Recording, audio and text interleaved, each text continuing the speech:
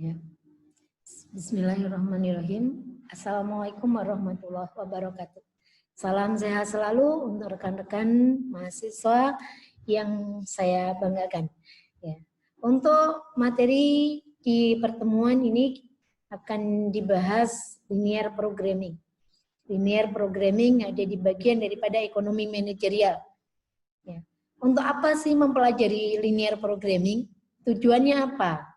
Ya, di dalam linear programming itu bagaimana perusahaan itu bisa mendapatkan profit yang maksimum, keuntungan yang maksimum itu bagaimana? Apa saja yang harus diperhitungkan di pembuatan perusahaan? Minimal kita punya usaha. Kalau kita punya usaha yang mempunyai tujuan untuk maksimum laba, maka yang harus diperhatikan adalah bagaimana untuk mendapatkan laba yang maksimum dengan biaya yang sekecil-kecilnya. Ya, kita harus memperhitungkan yang sekecil-kecilnya seperti apa. Jadi di dalam perusahaan itu atau usaha yang akan dijalankan itu harus tahu tujuannya dulu, kemudian kendala-kendala apa saja yang akan dihadapi di dalam pelaksanaan daripada kegiatan atau produksi di perusahaan tersebut ya. Jadi perusahaan yang memproduksi baik itu barang maupun jasa ya. Tujuannya adalah untuk meminimumkan biaya dengan untuk mendapatkan keuntungan yang maksimum. Marilah kita akan belajar. Saya terlebih dahulu untuk materinya. Ya. Ini di pertemuan ini memang kita banyak berhitung ya. Tolong nanti aja siapkan untuk kertasnya, bagaimana untuk penghitungannya, ya untuk latihannya. Ya ini jadi linear programming itu adalah suatu alat estimasi di dalam teori produksi jika yang diproduksi itu satu macam atau lebih ya untuk barang. Tentu setiap perusahaan mampu menyediakan input yang harus disediakan dengan mempunyai kemampuan ya. Setiap perusahaan atau setiap usaha itu mempunyai kemampuan sendiri-sendiri. Bisa kemampuannya itu memang relatif besar dan juga ada yang mempunyai kemampuan untuk menciptakan atau memproduksi dalam jumlah yang kecil. Dalam analisis linear programming ini bagaimana bisa meraih keuntungan ya dengan adanya pembatas atau kendala-kendala tadi ya. Jadi kita harus mempunyai tujuan terlebih dahulu, tujuannya itu keuntungan ya, keuntungan yang maksimum. Dengan untuk mendapatkan keuntungan yang maksimum kita harus tahu apa saja kendala yang akan dihadapin gitu ya. Nah, itu nanti ada rumusnya. Setiap perusahaan pasti memiliki kendala ya, pasti akan memiliki kendala atau keterbatasan. Baik itu dana, alatnya, bahan, ya, lokasi, ya, dan mungkin bisa karyawannya dan seterusnya. Lingkup daripada linear programming tadi sudah saya singgung ya, bahwa linear programming itu untuk mencapainya ada dua cara ya, linear programming untuk mencapai profit dan juga linear programming untuk mencapai minimum biaya ya. Atau TC, total cost-nya itu berapa sih yang akan kita keluarkan untuk suatu usaha. Oke, yang pertama, linear programming untuk mencari maksimum profit. Metode ini untuk menentukan dan merumuskan formula atau model profit dengan alternatif komposisi produk yang dihasilkan. Bisa ditangkap ya di sini ya. Oke, untuk langkah-langkah penyelesaian daripada linear programming ini yang pertama adalah tentukan formula profitnya. Z-nya, ya, keuntungannya. Kemudian tentukanlah formula kendala. Ada berapa kendala di situ. Kemudian yang ketiga formasi pilihan dengan kombinasi antara X dan Y yang bisa memaksimumkan profitnya. Yang keempat, simpulkan dari perhitungan-perhitungan tadi. Nah, dari kesimpulan itu kita bisa mengambil langkah. Sebaiknya kita akan memproduksi barang ini dengan rumus yang seperti ini untuk mendapatkan keuntungan yang maksimum. Jadi tidak asal membuat suatu produk untuk diproduksi sekian-sekian, tidak ya. Harus ada perhitungannya agar tidak salah langkah. Saya beri contoh kasus di sini. Ada sebuah pabrik yang memproduksi meja dan kursi. Setiap meja pembuatannya itu membutuhkan 2,5 jam untuk perakitan. Ya. Kemudian selama 20 jam dan 3 jam untuk pemolesannya. Ya. Untuk perakitan tadi ada 2,5 jam untuk satu meja. Kemudian untuk 3 jam pemolesan. Pemolesan ke meja dan kursi dengan pengerjaan sebanyak 30 jam. Pengerjaannya yang pertama tadi 20 jam, ini 30 jam. Dan untuk pengepakan setiap kursi itu memerlukan 2 jam dalam waktu 16 jam. Dengan margin laba Rp3 per meja dan Rp4 per kursi. Pertanyaannya, berapakah meja dan kursi yang harus diproduksi agar laba maksimum? Nah, kita harus tentukan nih. Pertama tadi ada formula keuntungannya. Formula keuntungannya tadi simbolnya Z ya. Z-nya itu di situ ada laba 3 meja. Kita jadi harus memisalkan antara meja dan kursi. Anggap aja untuk meja tadi ada X1, kursinya X2 gitu ya. Jadi setnya keuntungannya kalau meja itu X1 dan kursinya X2, maka Z sama dengan 3X1 plus 4X2. Jadi ya, itu formula yang pertama. Oke. Yang formula yang kedua, berarti kita harus mencari kendala-kendalanya. Di sini ada berapa kendala? Ada 3 kendala. Ya, yang pertama tadi perakitan, pemolesan, dan pengerjaan. Ya, itu kendalanya. Oke. Ini adalah jawabannya ya. Kita bahas nih seperti ini tadi. Fungsi daripada tujuan maksimum tadi ya, Z tadi udah bisa jawab. Kemudian di yang kedua ada fungsi kendala. Kendalanya tadi ada 3. Anggap aja kendala ini ada A, B, dan C. Ya, kendala yang pertama untuk perakitan. Ya, perakitan ini kita lihat. Kenapa 2,5 X1 dan X2-nya cukup 1? Kita lihat di soalnya. Untuk perakitan, ya. Untuk perakitan, untuk meja itu membutuhkan 2,5. Ya. Dan ada 1. Di sini tidak ditulis berapa untuk kursi. Berarti kalau tidak ditulis itu dianggap 1 untuk X2-nya. Gitu ya. Nah, ini tidak boleh lebih besar. Dia harus lebih kurang dari 20 jam. Karena maksimum itu pengerjaan yang pertama itu untuk perakitan itu 20 jam. Itu ya. Bisa ya diterima ya. Kemudian kendala yang kedua adalah pemolesan. Pemolesan meja dan kursi itu kurang dari 30 jam. Berarti ada 3X1 plus 3X2 kurang dari 30. Oke, lanjut ya.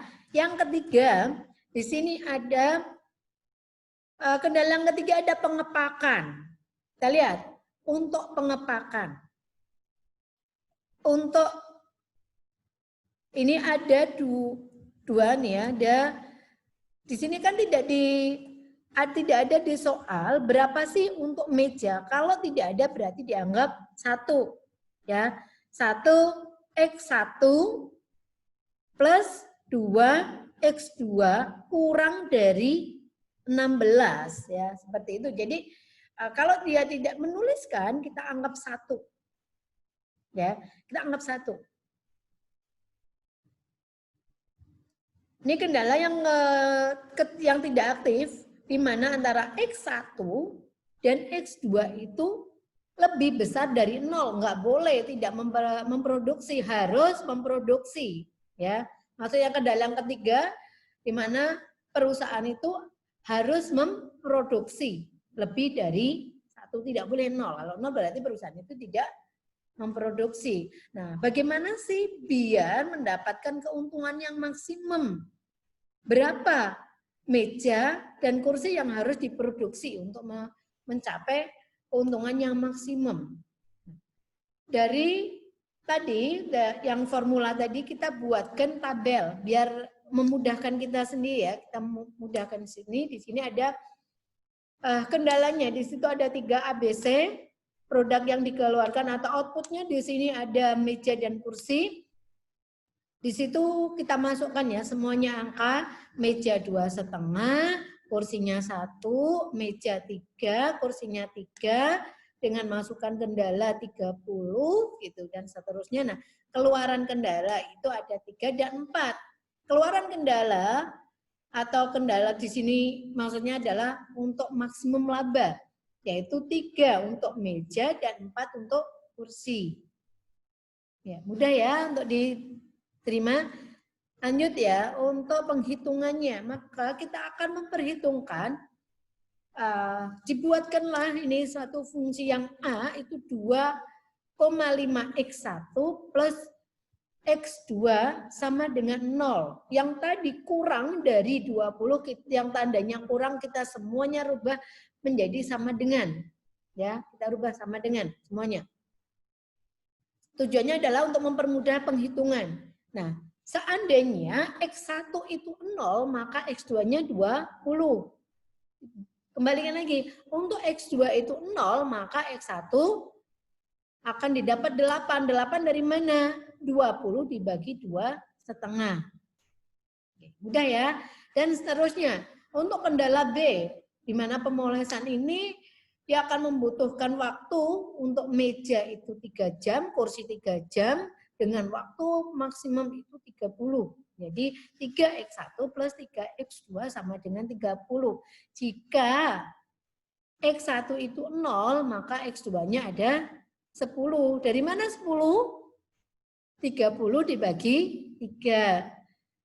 Untuk yang kedua, jika X2-nya itu 0, maka X1 sama dengan 10. Sama ya, 30 dibagi 3. Untuk kendala yang ketiga, di sini ada pengepakan. Pengepakan tadi ada X1 plus 2X2 sama dengan 16. Nah, untuk X1 jika 0, maka X2-nya ada 8. 16 dibagi 2 itu 8. Kalau X2-nya 0, maka X1-nya 16 ya. 2 kali 0 itu ya 0, jadi X1 sama dengan 16. Mudah ya. Nah, dari perpotongan antara X1 dan X2 kita udah bisa tahu di mana di situ ada batasannya. Ada batasannya. Apakah ini selesai belum? Maka kita harus mengeliminasi atau melihat dari pertidaksamaan antara rumus itu ya, ada 2x1. Oke, kita ambil antara pertidaksamaan 1 dengan 2. Kita akan mencari nilai x dan x1 dan nilai x2-nya. Oke, kita ambil di kendala A dan kendala B. Maka kita akan eliminasi seperti ini ya. Nah, oke, untuk ini nanti kita akan mendapatkan antara titik A, titik B, dan ada titik A, B, C, dan ada D. Ya, karena di sini tadi ada kendala-kendalanya yang cukup banyak. Nah, di sini ada titik B yang diperoleh dengan mengeliminasi garis yang pertama, persamaan yang pertama, dan ada yang persamaan yang kedua. Oke, dari persamaan yang pertama tadi ada 2,5x1 plus x2 sama dengan 10. Kemudian ada 3x1 plus 3x2 sama dengan 30. Nah, kita akan membuat 0, salah satu x1 atau x2 terserah kita, mau yang mana. Kita nolkan dulu. Nah, mengenolkan itu kita lihat kalau kita mau menolkan x2-nya, berarti x2 nanti harus 0 ya. Kalau 0 berarti semua itu dikalikan 3 dan yang bawah dikalikan 1 ya. Biar nanti hasilnya 3x2 sama dengan yang bawahnya 3x2. Makanya persamaan yang pertama kita kalikan 3. Ya, 2,5 kali 3 sama dengan 7,5x1 plus 3x2 sama dengan 60. 60 dari mana? 20 kali 3 dan seterusnya ya. Kemudian yang bawahnya kita kalikan 1 semuanya hasilnya sama. Nah, baru kita kurangkan, ternyata didapat 4,5x1. Didapat dari mana? 7,5x1 dikurangi 3x1 sehingga didapat 4,5x1 plus 0. Nolnya itu karena x2-nya sudah kita nolkan. Ya, sama dengan 30. 60 dikurangi 30. Maka X1 sama dengan 30 dibagi 4,5 sama dengan 7. Nah, udah dapat ya untuk X1-nya.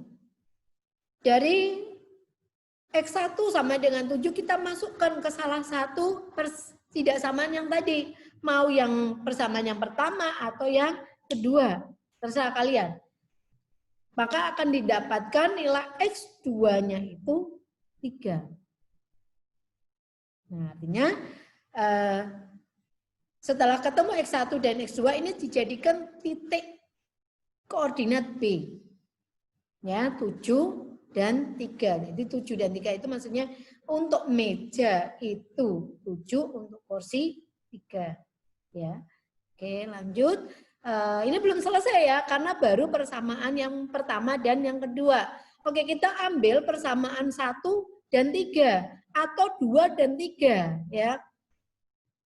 Terserah mau ngambil yang persamaan yang pertama dan 3 boleh, persamaan yang kedua dan yang 3 boleh ya. Nah, di sini saya mengambil persamaan yang kedua dan yang 3. Kita dapatkan persamaan yang ketiga itu kan 3.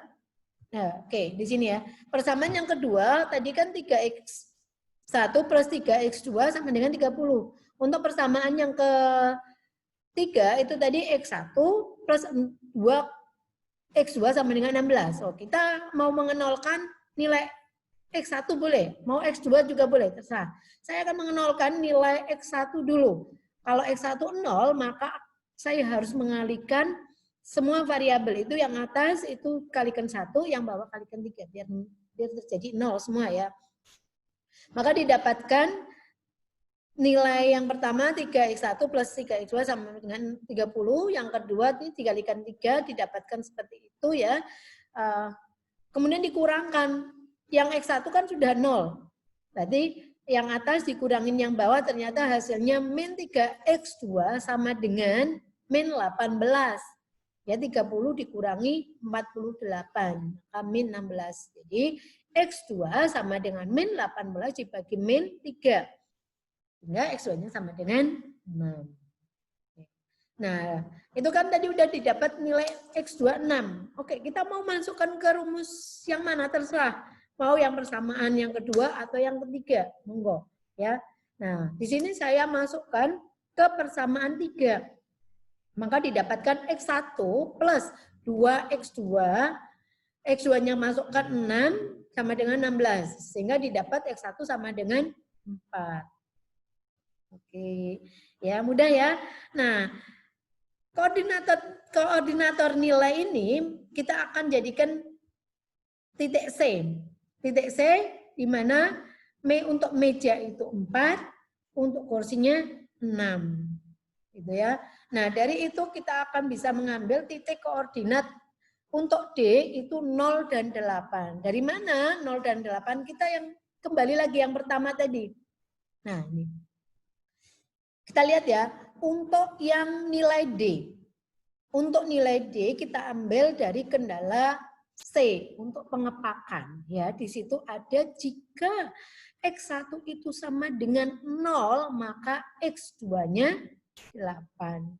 Ya, maksudnya di sini untuk meja itu 0 dan kursi 8. Itu untuk titik D. Kalau titik A-nya kita ambil jika, ya ini tadi udah saya jawab di sini. Nah itu ya. Di sini kita akan mengambil di mana X1-nya itu 8 dan X2-nya itu 0. Ya, 8 dan 0 untuk meja itu 8, untuk porsinya 0. Oke, kita simpan titik koordinat A, B, C, D. Nah, dari nilai A, B, C, D tadi kita masukkan ke nilai laba atau profit tadi ya, yang Z sama dengan 3 plus 4, ya, 3X1 plus 4X2. Nah, ini kita masukkan nilai-nilai koordinat tadi. Nah, setelah dimasukkan ternyata variabel yang paling banyak memberikan keuntungan di sini adalah koordinat yang titik C. Didapatkan laba itu 36. Ya, jadi perusahaan itu sebaiknya memproduksi 4 meja dan 6 kursi untuk mendapatkan maksimum laba. Ya. Nah, seperti itu. Oke, mudah ya rekan-rekan semuanya. Oke, saya akan memberikan contoh. Lagi di sini ada kasus. Kasus yang kedua ini untuk menghitung nilai minimum biaya atau kosnya. Seorang pengusaha rokok itu ingin membuat rokok yang bermerek lokal. Dengan komponen utama adalah kertas, tembakau, cengkeh. Ya, kertas, tembakau, cengkeh. Pengusaha tersebut mencoba merayu. Pengusaha tersebut mencoba meramu dan membuat sendiri rokok yang akan diproduksinya. Dengan menyediakan bahan baku yang terbatas, yaitu 50 gram kertas, 90 gram tembakau, dan 400 gram cengkeh untuk 2 merek rokok tersebut. Jadi merek pertama, di sini dikasih merek X1 dan merek X2. Merek X1 per batangnya memerlukan 1 gram kertas, 4 gram tembakau, 2 gram cengkeh. Dengan biaya 250. Untuk merek yang X2 per batangnya memerlukan 1,5 gram kertas, 5 gram tembakau, dan 3 gram cengkeh dengan biaya 300. Bagaimana kombinasi yang paling murah dari kedua merek rokok tersebut dalam bentuk pertidaksamaan dan persamaan? Ya, jadi rumusnya sama dengan yang tadi. Kita bukan mencari nilai maksimum keuntungan, tapi kita mencari biaya yang minimum. Ya, biaya minimum. Berarti di situ ada berapa kendala? Ada 3 kendala ya. Ada kertas, tembakau, dan cengkeh. Kemudian untuk biaya minimum kita ambil aja total cost ya, TC. TC di sini berapa? Untuk merek X1 itu 250. Jadi TC sama dengan 250 X1 plus 300 X2. Ya. Oke, kita harus tahu kendalanya apa saja. Kendalanya tadi untuk X1 untuk menciptakan produk pertama ya, ada kertas. Tadi ya ada tembakau. Oh, berarti situ ada 1 gram kertas dan seterusnya ya. Oke, kita akan lihat untuk pembahasannya di sini. Kendalanya tadi ada 3. Yang pertama tadi ada kertas, tembakau, dan cengkeh. Maka kita akan melihat untuk kertas itu kan tadi dia membutuhkan 1 gram. Ya. Kemudian yang kedua 1,5 gram. Oke, 1,5 gram. Ya. Dan seterusnya itu untuk kertas. Jadi kita lihat dari mana itu 1 dan 1,5. Nah, kita lihat untuk kertasnya. Di kertas ya, kertas itu kan satu untuk merek X1 memerlukan 1 gram kertas. Untuk merek X2 itu 1,5 gram kertas ya. Berarti 1 X1 itu nggak perlu ditulis lagi yang satunya ya. Tandanya X1 itu sudah 1 ditambah 1,5 X2. Nah, ini ada berapa biayanya? Tadi dikatakan untuk kertas itu maksimum itu 500 di sini ya, 500 gram kertas. Nah, jadi di sini tidak boleh melebihi 500 gram, harus di bawah 500 gram, sudah ada batasannya, ya, dan seterusnya. Jelas ya? Oke. Nah di sini ada kendala yang tidak aktif. Kendala yang tidak aktif itu di mana antara merek 1 dan merek 2 itu diharapkan tidak bisa dia di sini ada lebih besar atau sama dengan 0, ya. Jadi di soal yang kedua, kasus 2 ini, bisa saja antara X1 bisa 0, dia tidak memproduksi merek pertama. Bisa juga boleh tidak memproduksi merek yang kedua untuk rokok.